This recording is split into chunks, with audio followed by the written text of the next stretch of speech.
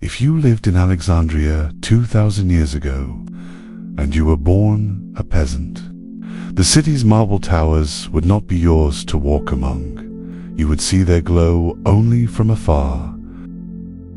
Across the dusty fields, where Nile water spilled, through narrow canals, peasants formed the backbone of Egypt's wealth, working land that belonged to temples, nobles, or the king himself. In Ptolemaic times, nearly every field had an overseer, and every worker had a debt to pay, in grain, in rent, or in endless labor under the sun. Though not slaves, peasants lived under constant obligation, their harvests claimed by landlords, their freedom measured in taxes and grain. You would not be free, but neither would you be unseen. Your labor fed the markets and the households that kept Alexandria alive.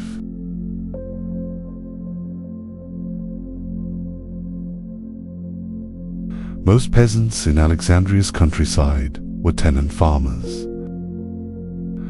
They lived in small mud brick houses, clustered near irrigation ditches, their walls coated with clay and straw, their roofs woven from palm fronds. Families rose before dawn. Men guided oxen through the black soil. Women carried water or gathered reeds for weaving. Children chased geese between fields, their laughter carrying through the mist before work began.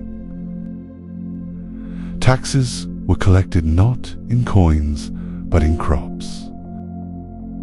And every harvest meant anxiety.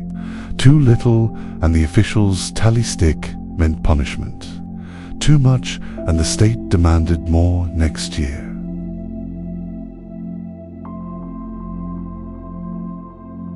Alexandria's peasants rarely entered the grand city, but their harvests filled its granaries and fed its citizens.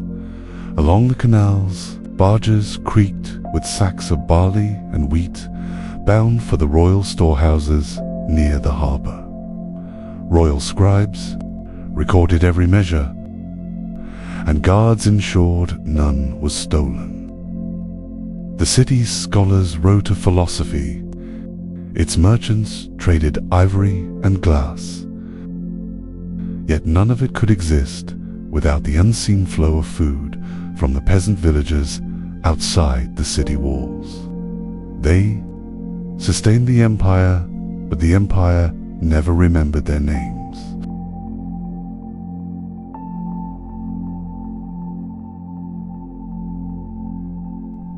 A peasant's meal was simple: flatbread made from coarse barley, lentils boiled with onions or garlic, and when fortune smiled, a few figs or a cup of watered beer. Meat was rare, saved for festivals or temple offerings. Salted fish from the Nile. It was the taste of survival, and the smell of baking bread drifted across the fields like prayer. They ate with their hands, sitting on the ground, their laughter low and brief before the overseer's call. To live was to work, to rest was to risk, falling behind on the day's harvest.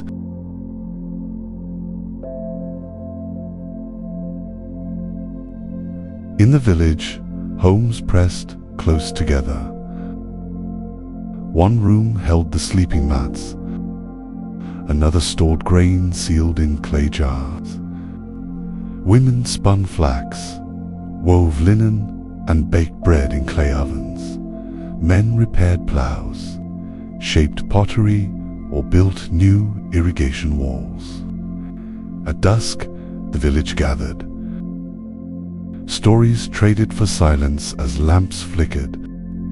They spoke of taxes, of temple scribes, of whether the next flood of the Nile would bless or drown them. Religion guided every rhythm, offerings to Isis or Serapis for protection, and prayers whispered to Anubis when sickness came.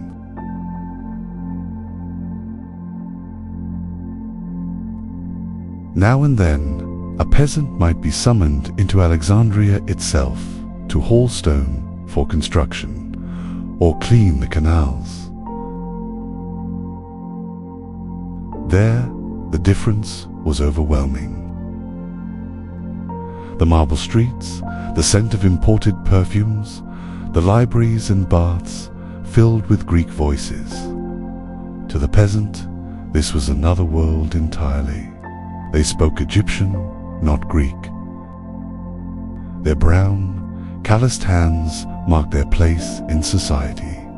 The city's citizens saw them as labor, not equals. And yet, through their sweat, Alexandria rose, its beauty carried on their backs.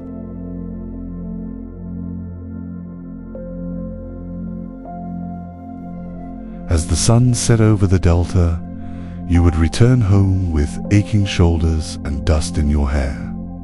Children would run to greet you, and a small fire would flicker in the courtyard. The air smelled of earth, smoke, and the river beyond. You might tell stories of the gods or recall the year's best harvest. In that quiet, there was a kind of peace. The rhythm of survival passed from one generation to the next. You belonged not to the city's glory, but to the soil itself, and in that there was dignity.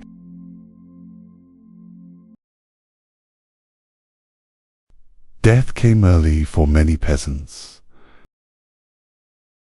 Disease, exhaustion, or the Nile's unpredictable floods claimed countless lives.